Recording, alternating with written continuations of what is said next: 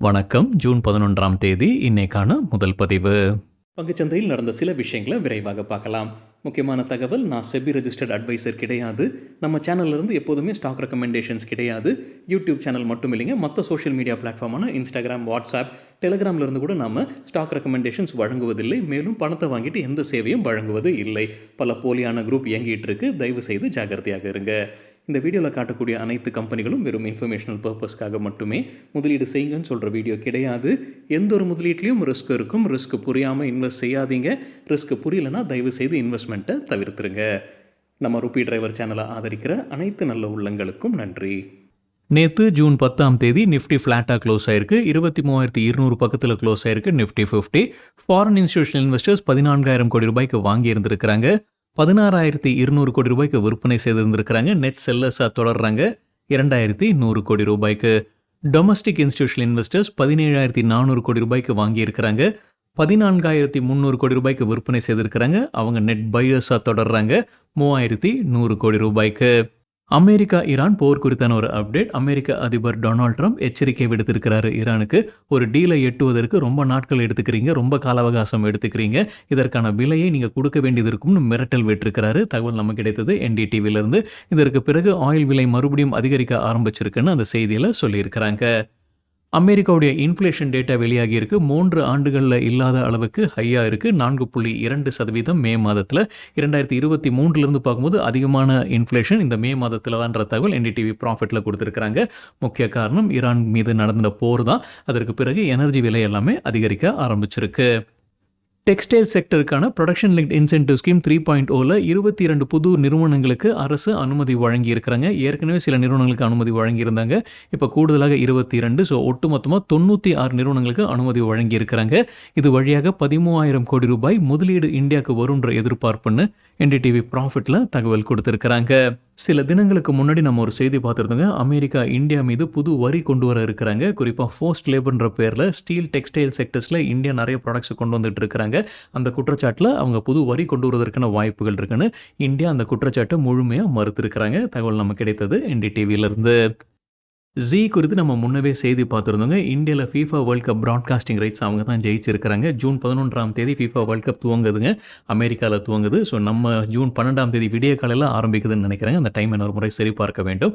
இப்போ NDTV ப்ராஃபிட்டில் என்ன தகவல் கொடுத்துருக்காங்கன்னா, அட்வர்டைஸ்மெண்ட்ஸ் எப்படி போய்கிட்டு இருக்கு, அந்த டீல் எப்படி போய்கிட்டு இருக்குன்னு நல்லபடியாக போய்கிட்டு இருப்பதாக சொல்லியிருக்கிறாங்க. 12 பெரிய பிரான்ச்சுடன் அவங்க ஏற்கனவே ஒப்பந்தத்தில் வந்திருக்கிறாங்க. மஹிந்திரா, டியாஷோ, ஆப்பிள் போன்ற பிரான்ச்சுடன் ஏற்கனவே அட்வர்டைஸ்மெண்ட் ஒப்பந்தத்தில் வந்திருக்கிறாங்க. மேலும் சில நிறுவனங்களுடன் அவங்க பேச்சுவார்த்தையில் இருப்பதாக NDTV ப்ராஃபிட்டில் அப்டேட் கொடுத்துருக்காங்க. ஜீ இந்த ஃபினான்ஷியல் வேல்யூ, இந்த அட்வர்டைஸ்மெண்ட்டுடைய ஃபினான்ஷியல் வேல்யூ எவ்வளோன்றது இன்னும் வெளியிடலை. ஜீ குறித்து மற்றொரு தகவல், கம்பெனியுடைய போர்டு ஒப்புதல் வழங்கியிருக்கிறாங்க ஃபண்ட் ரைசிங்க்கு. 2,300 கோடி ரூபாய் வரைக்கும் ஃபண்ட் ரைசிங் செய்வதற்கு கம்பெனியுடைய போர்டு ஒப்புதல் வழங்கியிருக்கிறாங்க. RBI reserve bank of India சில விதி மாற்றங்கள் கொண்டு வராங்க. அதன்படி பார்க்கும்போது சில REITs பயன்பெறுவதற்கான வாய்ப்பு இருக்குது. ரியல் எஸ்டேட் இன்வெஸ்ட்மெண்ட் ட்ரஸ்ட் பயன்பெறுவதற்கான வாய்ப்பு இருக்குது. இப்போ வங்கிகள் நேரடியாக இந்த REITஸ்க்கு லோன் கொடுக்க ஆரம்பிக்கலாம். ஆனால் சில கண்டிஷன்ஸ் இருக்குது. அந்த சில கண்டிஷன்ஸில் 2 என்ன எனக்கு தெரிஞ்சது என்னென்னா, அந்த REIT செபி ரெஜிஸ்டர்டாக இருக்கணும், நம்ம ஸ்டாக் எக்ஸ்சேஞ்சில் லிஸ்டட் கம்பெனிஸாக இருக்கணும். அதன்படி பார்க்கும்போது Embassy office park REIT, Mindspace business parks REIT, Brookfield India real estate trust பயன்பெறுவதற்கான வாய்ப்புகள் இருக்குன்னு NDTV ப்ராஃபிட்டில் தகவல் கொடுத்துருக்குறாங்க. இலான் மஸ்குடைய ஸ்பேஸ் எக்ஸ் IPO குறித்தான ஒரு தகவல். $75 பில்லியன் ஃபண்ட் ரைசிங் பண்ணுறதுக்கான முயற்சியில் கம்பெனி இருக்கிறாங்க. ஆனால் இந்த IPOவில் வந்திருக்கக்கூடிய டிமாண்ட் பார்க்கும்போது $250 பில்லியன் டிமாண்ட் வந்திருக்கு. வேர்ல்ட்ஸ் பிக்கஸ்ட் IPOவாக இது இருக்கும்னு NDTV ப்ராஃபிட்டில் தகவல் கொடுத்துருக்காங்க. விலை நிர்ணயிப்பாங்க, இன்றைக்கி நிர்ணயிப்பாங்கன்னு நினைக்கிறாங்க. ஜூன் 11ஆம் தேதி விலை நிர்ணயிப்பாங்கன்னு நினைக்கிறேன். ஜூன் 12ஆம் தேதி லிஸ்ட் ஆகிறதுக்கான வாய்ப்பு இருக்குது. என்ன ப்ரைஸ் ரேஞ்சில் வருவதற்கான வாய்ப்பு இருக்குன்னா, $130 $140 ஒரு ஷேருக்குன்ற விலையில் வருவதற்கான வாய்ப்புகள் இருக்குன்னு NDTV ப்ராஃபிட்டில் தகவல் கொடுத்துருக்குறாங்க. சில வாரங்களுக்கு முன்னாடி நம்ம ஒரு செய்தி பார்த்துருந்தோங்க. அமெரிக்கா இந்தியாவிலேருந்து வரக்கூடிய சோலார் செல்ஸ்க்கு வரி விதிச்சிருக்கிறாங்க. 126% வரி. இந்தியா மட்டும் இல்லை, இந்தோனேஷியா, லாவோஸ் போன்ற நாடுகளிலிருந்து வரக்கூடிய சோலார் செல்ஸ்க்கு 126% வரி விதிச்சிருக்கிறாங்கன்ற செய்தி நம்ம பார்த்துருந்தோம். இப்போ அதற்கான ஒரு அப்டேட் NDTV-ல கொடுத்துருக்குறாங்க. அமெரிக்கா அட்மினிஸ்ட்ரேட்டிவ் ரிவ்யூ நடத்த இருக்கிறாங்க. இந்த ரிவ்யூவில் இந்தியாவிலிருந்து ஏற்றுமதி செய்யக்கூடிய நிறுவனங்கள் பங்கெடுப்பதற்கான வாய்ப்புகள் இருக்குது. அந்த ரிவ்யூக்கு பிறகு மாற்றம் வருவதற்கான வாய்ப்புகள் இருக்குன்னு சொல்லியிருக்கிறாங்க NDTV-ல. இந்தியாவில் பிஎம் சூர்யாகர் திட்டத்தின் கீழ் வாரத்திற்கு 1 லட்சம் சோலார் பேனல்ஸ் இன்ஸ்டலேஷன் நடப்பதாக பிரலாத் ஜோஷி தெரிவிச்சிருக்கிறாரு. அவர் நியூ அண்ட் ரெனியூபிள் எனர்ஜி அமைச்சராக இருக்கிறாரு. டிசம்பர் 2026 பயன்பெறும் ஹவுஸ் ஹோல்ட்ஸுடைய எண்ணிக்கை 75 லட்சத்தை கடக்கும்னு தெரிவிச்சிருக்கிறாரு பிரலாத் ஜோஷி. ஆஸ்ட்ரா மைக்ரோவேவ் ப்ராடக்ட்ஸ் நேற்று டீமர்ஜர் அறிவிச்சிருக்கிறாங்க. முன்னவே சொல்லியிருந்தாங்க இது குறித்து அவங்க பரிசீலனை செய்து வருவதாக. இப்போ அறிவிச்சிருக்கிறாங்க. ஸ்பேஸ் மெட்ராலஜி மற்றும் ஹைட்ராலஜி பிஸ்னஸை தனியாக எடுக்கிறாங்க. ஆஸ்ட்ரா ஸ்பேஸ் டெக்னாலஜிஸ் பிரைவேட் லிமிடெட்னு கொண்டு வர இருக்கிறாங்க. ஒரு ஷேர் கொடுக்குறாங்க. ஆஸ்ட்ரா மைக்ரோவேவ் ப்ராடக்ட்ஸுடைய ஷேர் ஹோல்டர்ஸ்க்கு ஒரு ஷேர் கொடுக்குறாங்க. இந்த டீமர்ஜ் ஆகி வரக்கூடிய நிறுவனத்தில் ஒரு ஷேர் கொடுக்குறாங்க. ஒரு ஷேர் வைத்திருந்த ஆஸ்ட்ரா மைக்ரோவேவ் ப்ராடக்ட்ஸில். அல்ட்ராடெக் சிமெண்ட் தற்போது அப்டேட் இருக்கு. ரெனியூபிள் எனர்ஜி கம்பெனியான FPL சர்வீசஸ் பிரைவேட் லிமிடெட்ல கிட்டத்தட்ட 14% ஸ்டேக் வாங்குறாங்க 12 கோடி ரூபாய்க்கு. பவர் காஸ்ட் குறைப்பதற்காகத்தான் இந்த முதலீடுன்னு அல்ட்ராடெக் சிமெண்ட் தெரிவிச்சிருக்கிறாங்க. இந்திய ரூபாயின் மதிப்பு $க்கு நிகராக நேற்று 14 பைசா கிரீனில் க்ளோஸ் ஆயிருக்கு. 95.27 லெவலில் க்ளோஸ் ஆயிருக்கு. இந்திய ரூபாயின் மதிப்பு $க்கு நிகராக. நேற்று ஆயில் இந்தியா பெரிய வீழ்ச்சியை பார்த்துருக்கு. 10% விழுந்தது. ஏதாவது காரணம் இருக்கான்றது தெரியலிங்க. மார்கன் ஸ்டான்லி ரேட்டிங்கை டவுன்கிரேட் பண்ணியிருக்கிறாங்க. அண்டர் வெயிட்டாக கொண்டு வந்திருக்கிறாங்க. டார்கெட் ப்ரைஸை குறைச்சிருக்கிறாங்க. முன்ன சொன்னது 566, புது டார்கெட் 404. இப்போ 427 பக்கத்தில் ட்ரேட் ஆகிட்டு இருக்கு ஆயில் இந்தியா.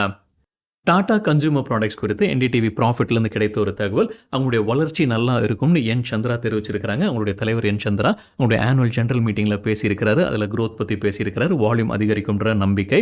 அதே போல் அவங்க சில ப்ராடக்ட்ஸுடைய விலை ஏற்றுவதற்கான வாய்ப்புகள் இருப்பதாகவும் தெரிவிச்சிருக்கிறாரு. எபிட்டா மார்ஜின் 20% எட்ட வேணுன்ற இலக்கு வைத்திருக்கிறாங்க. இப்போ அவங்களுடைய எபிட்டா மார்ஜின் 14% இருக்கு. டாடா சன்ஸுடைய போர்ட் மீட்டிங் நாளைக்கு ஜூன் 12 நடைபெற இருக்கு.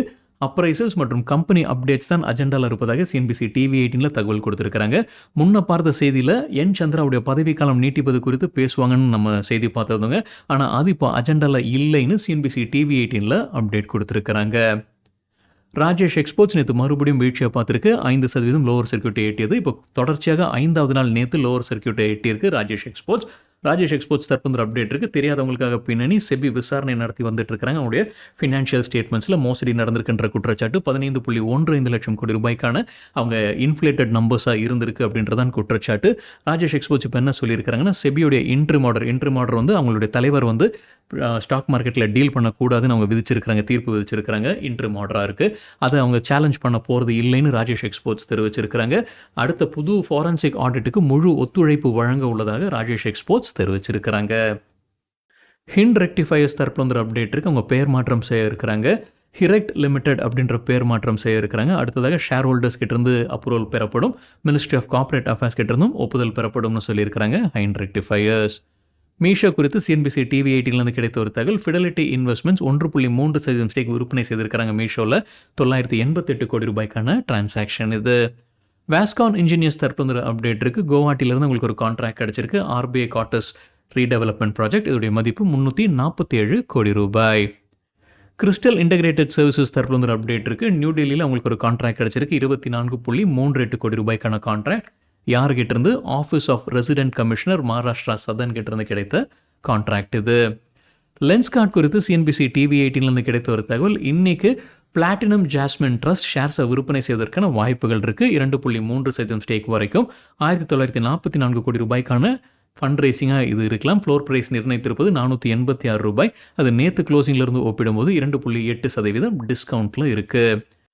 நியூக்ளியஸ் சாஃப்ட்வேர் நேற்று கலக்கி இருக்கிறாங்க. 15% அதிகரித்தது. CNBC TV18 ஒரு தகவல் கொடுத்துருக்காங்க. இந்தோனேஷியா நிறுவனமான அசென்ட்ரா சொல்யூசி டிஜிட்டலுடன் ஒரு பார்ட்னர்ஷிப்பில் வராங்க. சவுத் ஈஸ்ட் ஏஷியன் மார்க்கெட்ஸில் குறிப்பாக பேங்க்ஸ் மற்றும் ஃபினான்ஷியல் இன்ஸ்டிடியூஷன்ஸ்க்கு தேவைப்படக்கூடிய சொல்யூஷன்ஸை 2 பேரும் இணைந்து செய்வாங்கன்ற எதிர்பார்ப்புன்னு CNBC TV18 தகவல் கொடுத்துருக்குறாங்க. மணப்புரம், முத்தூட் ஃபினான்ஸ் போன்ற ஸ்டாக்ஸ் நேற்று ஒரு வீழ்ச்சியை பார்த்துருந்துருக்கு. 7% வரைக்கும் விழுந்தது. CNBC TV18 கிடைத்த தகவல். தங்கத்துடைய விலை நேற்று வீழ்ச்சியை பார்த்துருந்துருக்கு. 2% விழுந்திருக்கு. அது ஒரு முக்கிய காரணமாக சொல்லியிருக்கிறாங்க. மணப்புரம், முத்தூட் ஃபினான்ஸ் போன்ற ஸ்டாக்ஸ் நேற்று விழுந்ததற்கு. ஜெஃப்ரி சில ஸ்டாக் ரெக்கமெண்டேஷன்ஸ் கொடுத்துருக்குறாங்க. அவங்களுடைய டாப் பிக்ஸாக ஆக்சிஸ் பேங்குக்கு அவங்க கொடுத்துருக்கிற டார்கெட் 1700, அதானி போர்ட்ஸ்க்கு 2160, ப்ரீமியர் எனர்ஜிஸுக்கு 1135, ஹொனாசா கன்சூமருக்கு 565, ஃபோர்டிஸ் ஹெல்த்கேருக்கு 1125, பாலிகேப் இந்தியாவுக்கு அவங்க கொடுத்துருக்கிற டார்கெட் 9770, கோஃபோஜுக்கு 1860 ரூபாய். ஹுண்டாய் குறித்து சிஎன்பிசி டிவி 18லேருந்து கிடைத்த ஒரு தகவல். சில தினங்களுக்கு முன்னாடி நம்ம செய்தி பார்த்துருந்தோங்க. அவங்களுடைய சப்ளையர் மோபிஸ் இந்தியா லிமிடெடுடைய ஆலையில தீ விபத்து ஏற்பட்டது மே 31ஆம் தேதி. அதனால ஹுண்டாய்க்கும் பாதிப்பு இருக்குன்ற மாதிரி சொல்லியிருந்தாங்க. அவங்க சென்னையில இருக்கக்கூடிய உற்பத்தி ஆலையில பாதிப்பு இருப்பதாக தெரிவிச்சிருந்தாங்க. இப்போ அதோடைய ரெக்கவரி கொடுத்துருக்காங்க. ஜூன் 15ஆம் தேதியிலிருந்து ரெக்கவரி ஆகும். முழு ரெக்கவரி ஜூன் 22ஆம் தேதி முதல் ஆகும்னு ஹுண்டாய் தெரிவிச்சிருக்கிறாங்க.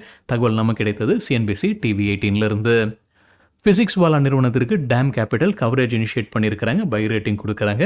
எதிர்பார்க்குற டார்கெட் 140. இப்போ 110 பக்கத்தில் ட்ரேட் ஆகிட்டு இருக்கு Physics Wallah. Gainers with high volume பட்டியல் இது நேற்றுக்கான டேட்டா. கார்ட்ரேட் டெக்னாலஜிஸ் 12% அதிகரித்தது. Chambal fertilisers 5%, Afcons infra 5%, Concord biotech 5%, Coromandel international 4%, Crisil 4%, Apar industries 4%, Navin fluorine 3%, Berger paints 3% அதிகரித்தது. லூசர்ஸ் வித் ஹை வால்யூம் பட்டியலில் வெல்ஸ்பன் கார்ப்பரேஷன் 3% விழுந்தது. கிளென்மார்க் ஃபார்மா 3% வீழ்ச்சி. Muthoot finance 3%, BLS international 4%, great eastern shipping corporation 5%, NLC India 6%, Manappuram finance 6%, oil India 10% விழுந்தது. சரிங்க, இதுதான் சில விஷயங்கள் என்னுடைய பார்வைக்கு எட்டியது. நன்றி, வணக்கம்.